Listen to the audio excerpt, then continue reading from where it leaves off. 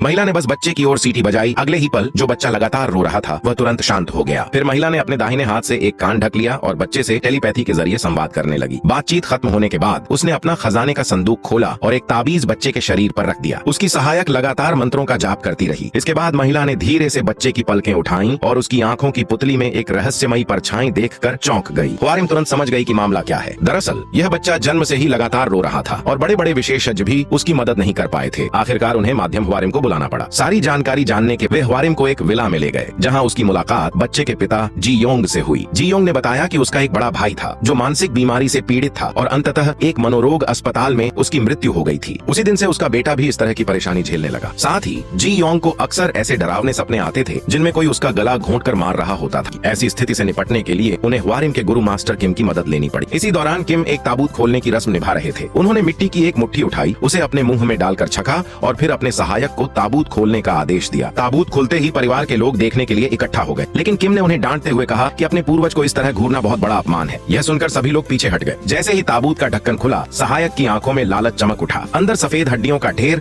और कई कीमती दफन वस्तुएं रखी हुई थीं। किम ने देखा कि ताबूत में पानी नहीं घुसा। उन्होंने सहायक को सभी चढ़ावे और सामान बाहर निकालने को कहा। सफाई करते समय सहायक को एक सोने की वस्तु मिली। यह सुनिश्चित करने के बाद कि कोई उसे नहीं देख रहा है, उसने लालच में उसे अपनी जेब में रख लिया। उसे नहीं पता था कि यही उसकी सबसे बड़ी गलती साबित होने वाली है। उसी समय ख्वारिम जी योंग को लेकर वहां पहुंची और सारी समस्या किम को बताई। किम तुरंत समझ गए कि मामला पूर्वजों की कब्र से जुड़ा हुआ है। उन्होंने कहा कि कब्र को खोदकर अवशेषों का दाह संस्कार करना होगा। फिर उन्होंने जी योंग को घर जाकर तैयारी करने के लिए कहा। अगले दिन जी योंग ने किम के सामने दो शर्तें रखी। पहली, कब्र खोदने की बात पूरी तरह गुप्त रखी जाएगी। दूसरी, ताबूत नहीं खोला जाएगा और उसे शरीर सहित सीधे जला दिया जाएगा, क्योंकि उसने यह सब अपने माता पिता की जानकारी के बिना किया था और वह अपने पिता को परेशान नहीं करना चाहता था। किम ने बिना ज्यादा सोचे उसकी दोनों शर्तें मान ली। इसके बाद जी योंग उन्हें पहाड़ पर स्थित कब्रिस्तान ले गया। वहां पहुंचते ही ख्वारिम को कुछ अजीब महसूस हुआ।